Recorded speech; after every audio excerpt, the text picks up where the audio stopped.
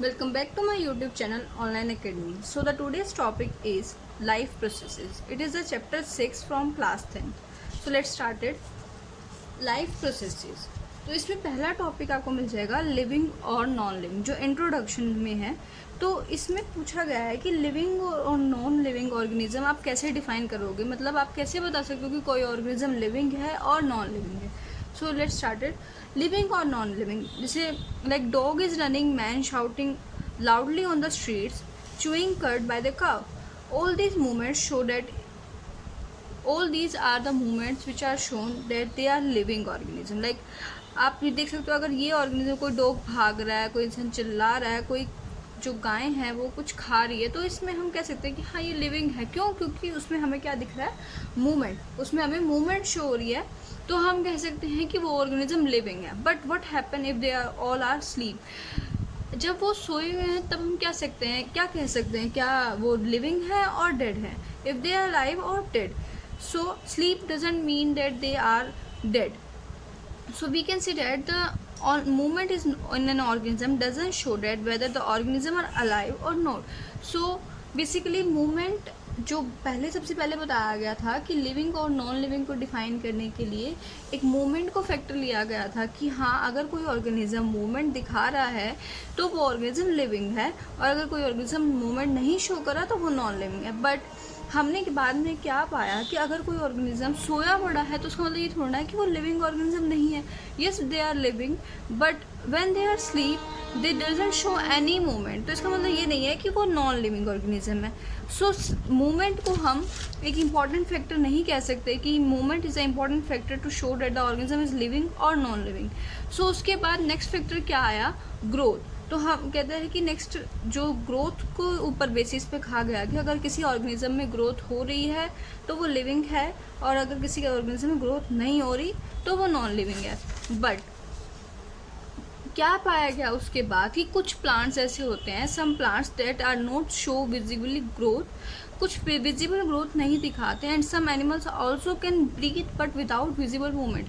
कुछ ऑर्गेनिज्म, कुछ एनिमल्स भी ऐसे होते हैं जो मूवमेंट, जो ब्रीदिंग तो करते हैं बट कोई विजिबल मूवमेंट नहीं दिखाते, कोई विजिबल ग्रोथ नहीं दिखाते. So we can not see that visible movement और growth is the defining character of life. Life का डिफाइनिंग करेक्टर सिर्फ मूवमेंट और ग्रोथ नहीं है.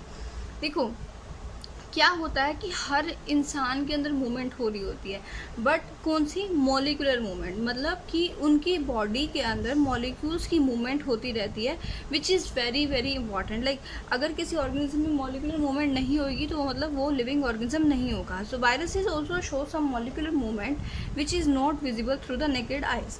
तो हम कह सकते हैं कि वायरसेस जो है, साइंटिस्ट ने बताया कि वायरसेस जो होते हैं वो विजिबल मूवमेंट शो करते हैं, बट वो क्या है, वो हमारे जो नेकेड आइज है उनसे दिखाई नहीं देता. तो molecular movement are done in each and every organism, but they are not able to seen, we are not able to seen through our naked eyes. So अब कहते हैं कि मॉलिक्यूलर मूवमेंट क्यों नेसेसरी है. Our body is made up of cells, right. Cells किस? Tissues, organs और organ system. ये सबको पता है. सेल्स से टिश्यूज बनते हैं, टिश्यूज से ऑर्गन्स, एंड ऑर्गन से organ system. Tissues are made up of cells. Tissues किससे बने थे? सेल्स से बने होते हैं. बेसिक जो है, cell is a basic unit of our life as you all know. So because of the effects of the environment, अब क्या था है कि हमने ये तो बता दिया कि मॉलिक्यूलर मूवमेंट हर ऑर्गेनिज्म में होती है, और जिन ऑर्गेनिज्म में मॉलिक्यूलर मूवमेंट शो होती है तो वो लिविंग है, और जिनमें नहीं होती तो वो नॉन लिविंग है. तो अब कहते हैं कि मॉलिक्यूलर मूवमेंट क्यों ज़रूरत है, हमें मॉलिक्यूलर मूवमेंट की क्यों नीड है. अगर हमारी बॉडी में अंदर मॉलिक्यूलर मूवमेंट ना हो तो क्या हम लिविंग नहीं कहलाएंगे? लेट्स सी.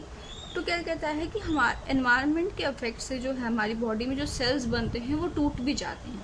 सो अगर हमारे अंदर मॉलिक्यूलर मूवमेंट नहीं होगी, मॉलिक्यूल्स की मूवमेंट नहीं होगी, तो हमारे नए सेल्स नहीं बनेंगे, और अगर नए सेल्स नहीं बनेंगे then we are no longer get alive.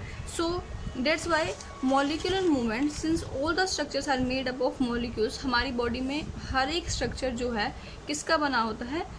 All the structure are made up of molecules. Molecules के बने होते हैं. They must move molecule around all the time. तो इसलिए हमारे बॉडी के आसपास मॉलिक्यूल्स की मूवमेंट होना काफ़ी ज़रूरी है. Life processes. The process which perform maintenance job in our body. Life processes क्या होते हैं? वो प्रोसेसेस जो हमारी बॉडी में मेंटेनेंस का काम करते हैं उन्हें हम बोलते हैं लाइफ प्रोसेसेस। अब मेंटेनेंस क्या होता है? जैसे हम अपने घर की मेंटेनेंस करते हैं तो मतलब कि उसमें जो भी टूट फूट होती है तो उसको ठीक करते हैं, तो इसी तरह हमारी बॉडी को भी मेंटेनेंस की नीड होती है। तो maintenance processes needed to prevent damage, break down and energy needed for them. कहता है कि जो मेंटेनेंस प्रोसेसेस होते हैं उसमें क्या होता है, जो क्या क्या करते हैं, प्रिवेंट करते हैं हमारी बॉडी को किसी डैमेज से, किसी ब्रेक डाउन से। और इन मेंटेनेंस प्रोसेसेस को करने के लिए किसी चीज़ ज़रूरत होती है हमें एनर्जी की। So the energy is come from outside of the body of an individual organism. किसी भी इंडिविजुअल ऑर्गेनिज्म में जो एनर्जी है वो किसी आउटसाइड सोर्स से आती है। सो आउटसाइड सोर्स हम कह सकते हैं फूड होता है एक आउटसाइड सोर्स, ठीक है। So for the maintenance of job we need energy, right. Energy के लिए हमें क्या खाना पड़ेगा? फूड खाना पड़ेगा। अब फूड क्या होगा? जो हम फूड्स खाते हैं वो क्या होता है? सबसे पहले ब्रोकन डाउन होता है किसमें? छोटे छोटे पार्टिकल्स में ब्रोक डाउन होता है इनटू स्मॉल पार्टिकल्स। देन जो स्मॉल पार्टिकल्स होते हैं वो क्या करते हैं? वो बिल्ड करते हैं एनर्जी, मतलब हमारी बॉडी के अंदर एनर्जी को बिल्डअप करते हैं। सो फूड ब्रेक डाउन हो गई, यूनिफॉर्मली ब्रेक डाउन होता है हमारी बॉडी में and uniform source of energy जो है हमें उससे प्रोवाइड होती है। अब जो यूनिफॉर्म सोर्स ऑफ एनर्जी हमें मिलती है वो किस लिए ज़रूरत होती है? वो हमारी ग्रोथ के लिए हमें ज़रूरत होती है। तो मतलब हमारे को जो हम खाना खाते हैं उससे जो एनर्जी प्रोवाइड होती है वो बेसिकली हमारी ग्रोथ में काम करती है। नाउ क्या होता है? For the conversion into a source of energy, जो हमारा फूड होता है उसको किसी एक सोर्स ऑफ एनर्जी में कन्वर्ट करने के लिए कि कौन सी एनर्जी है या कैसे एनर्जी कन्वर्ट होगी, तो एक प्रॉपर केमिकल रिएक्शन होता है जो हमारी बॉडी के अंदर होता है, उसे हम क्या बोलते हैं? Oxidising reducing reaction. This reaction are take place for the break down of complex molecule into simple molecule. Complex molecules को सिंपल में कन्वर्ट करते हैं।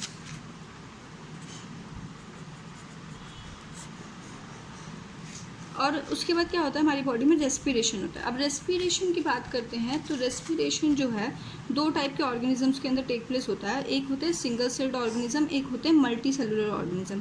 सिंगल सेल ऑर्गेनिज्म क्या होते हैं? इनके पास कोई स्पेसिफिक ऑर्गन नहीं होता and entire surface is in contact with environment. जो उनका पूरा सरफेस होता है वो किसके कॉन्टैक्ट में होता है? एनवायरनमेंट के कॉन्टैक्ट में होता है। और respiration take place through diffusion. Diffusion की प्रोसेस से रेस्पिरेशन होती है।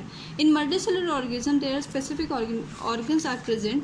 बॉडी के अंदर स्पेसिफिक ऑर्गन्स प्रेजेंट होते हैं लाइक ह्यूमन बींग्स, उनके अंदर रेस्पिरेशन के लिए रेस्पिरेटरी सिस्टम प्रेजेंट होता है। इनमें कोई डायरेक्ट कांटेक्ट नहीं होता इनका एनवायरनमेंट के साथ and they have special tissues for the respiration. Respiration के लिए स्पेशल टिश्यूज़ होते हैं एंड दे वर्क की स्पेशल टिश्यूज होते हैं वो अपटेक ऑफ फूड और ऑक्सीजन को अपटेक करते हैं। देन ट्रांसपोर्टेशन होता है बॉडी में एंड देन एक्सक्रीशन होता है। सो ये मल्टी सेलुलर ऑर्गेनिज्म में रेस्पिरेशन का प्रोसेस होता है और ये सिंगल सेलुलर ऑर्गेनिज्म है। सो इसको हम डिटेल में आगे वाले लेक्चर्स में पढ़ेंगे। So this is an introduction of chapter 6 class 10th. If you find it helpful then please hit the like and subscribe button.